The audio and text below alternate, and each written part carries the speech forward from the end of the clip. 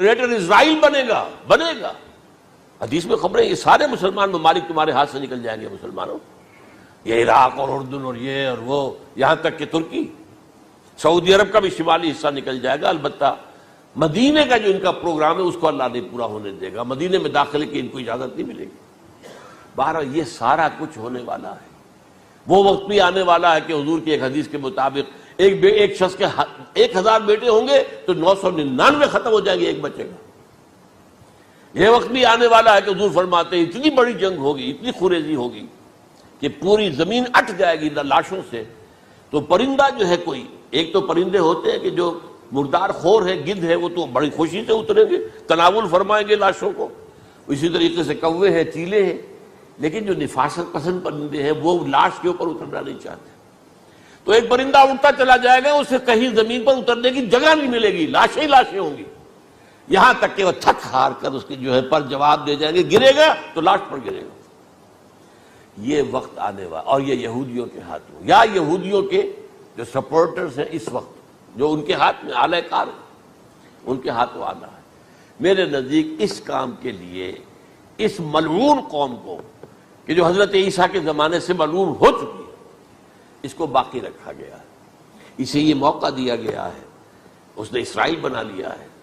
تقریباً 2000 سال کے بعد وہ دوبارہ آ کر آباد ہوئے اس سرزمین میں جہاں سے نکال دیے گئے تھے 70 عیسوی کے اندر. یہ سارا کچھ کیوں ہو رہا ہے؟ ان کا یہ استثناء کیوں کیا گیا؟ یہ بڑی تلخ بات ہے، یہ یاد کر لیجیے. کیونکہ یا تو قوم اسی وقت ہلاک کر دی جاتی، جیسا کہ ہوا قوم نوح، قوم ہود، قوم عاد، قوم ثمود، قوم شعیب. یہ ہوا کہ نہیں ہوا؟ اور سدوم اور عمورہ کی بستیاں جہاں حضرت لوط بھیجے گئے، اور آل فرعون جو ہلاک کیے گئے. یا تو پوری قوم ہلاک کی جاتی، نہیں. یہ یوں سمجھیے کہ اس پورے معاملے کو درمیان میں سے ایک وقفہ دے دیا گیا، حضرت عیسیٰ کو اٹھا لیا گیا، اور حضرت عیسیٰ دوبارہ آئیں گے. یہ کیوں کیا گیا؟ اب اس میں بڑی تلخ بات آپ سے کہہ رہا ہوں، یہ آپ کے لیے قبول کرنا آسان نہیں، حلق سے نیچے اٹھنے کی مشکل سے. اس قوم کو زندہ رکھا گیا ہے جو ملعون اور مغضوب علیہم قوم ہے.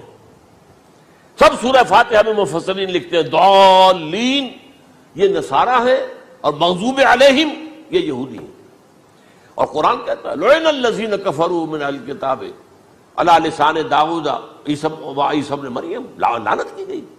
ایک ملعون اور مغضوب قوم کے ہاتھوں آخری امت محمد، اور اس کا بھی بہترین حصہ، اس پر عذاب ان کے ہاتھوں آئے گا.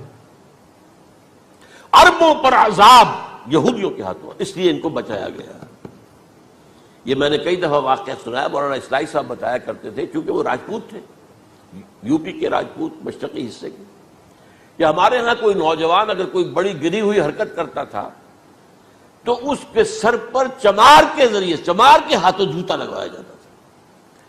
اگر راجپوت کے سر پر راجپوت کا جوتا گرا تو چلو تکلیف تو ہوئی، لیکن یہ کہ راجپوت کا جوتا گرا ہے نا، پڑا ہے.